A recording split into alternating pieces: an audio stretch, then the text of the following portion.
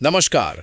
2025 भले ही सुस्त, परेशान करने वाला और उम्मीद से कमजोर रिटर्न वाला साल रहा हो, लेकिन कोटक इंस्टीट्यूशनल इक्विटीज की ताजा राय साफ इशारा दे रही है 2026 बाजार के कमबैक का साल बन सकता है और इसके पीछे 3 मजबूत वजहें दिख रही हैं। सबसे पहले 2025 की हकीकत। पूरे साल घरेलू फंड्स और एसआईपी ने बाजार को संभाले रखा, लेकिन रिटर्न औसत रहा। वजहें भी साफ थीं। वैल्यूएशन पहले से ही ऊंचे, प्रॉफिट ग्रोथ उम्मीद से कमजोर और कई सेक्टर्स में अर्निंग्स के अनुमान नीचे की ओर रिवाइज हुए। यही कारण है कि निफ्टी 50 का सालाना फायदा करीब 9-10% के आसपास सीमित रहा, जबकि वॉलेटिलिटी और गिरावट का दर्द कहीं ज्यादा महसूस हुआ। अब कोटक की नजर में 2026 क्यों अलग दिख रहा है? उनकी रिपोर्ट के मुताबिक अगले साल बाजार को 3 बड़े सपोर्ट मिल सकते हैं। पहला, earnings recovery.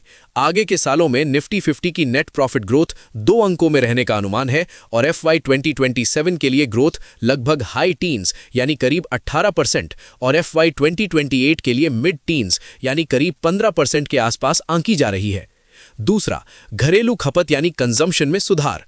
Income tax relief, GST structure के फायदे और ब्याज दरों में संभावित नरमी, इन सब का असर मिलकर कंजम्पशन डिमांड को पुश कर सकता है। तीसरा, ज्यादा स्थिर मैक्रो माहौल। इन्फ्लेशन कंट्रोल में रहे, ग्रोथ ठीक ठाक बनी रहे और करेंसी बहुत ज्यादा हिले डोले नहीं, तो विदेशी और घरेलू दोनों निवेशकों को कॉन्फिडेंस मिलता है। 2025 में एक और दिलचस्प बात दिखी, लार्ज कैप्स की मजबूती। जहां मिड और स्मॉल कैप्स में उतार चढ़ाव ज्यादा और गिरावट गहरी थी, वहीं बड़े शेयरों ने तुलनात्मक रूप से बेहतर प्रदर्शन किया।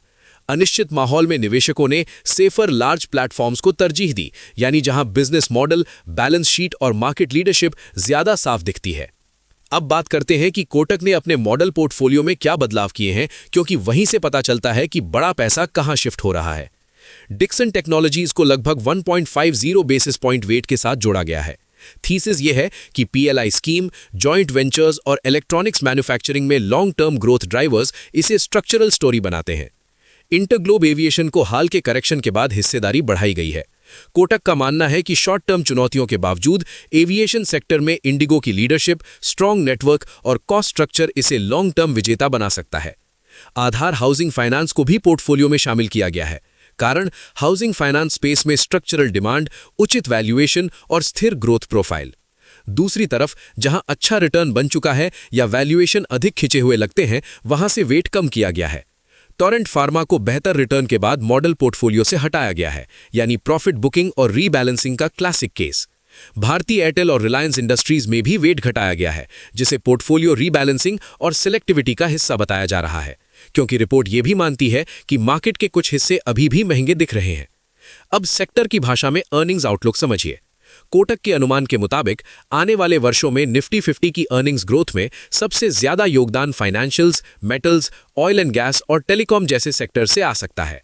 इन सेक्टर्स में या तो credit growth, commodity cycle, capex या डेटा डिजिटल कंजम्पशन जैसे थीम्स काम कर रहे हैं, जो प्रॉफिटेबिलिटी बढ़ाने में मदद कर सकते हैं। तो समरी ये नहीं कि 2026 में सब कुछ चांदी ही चांदी होगा, बल्कि ये कि 2025 का ठहराव, करेक्शन और अर्निंग्स की सफाई 2026 के लिए एक बेहतर बेस बना सकते हैं।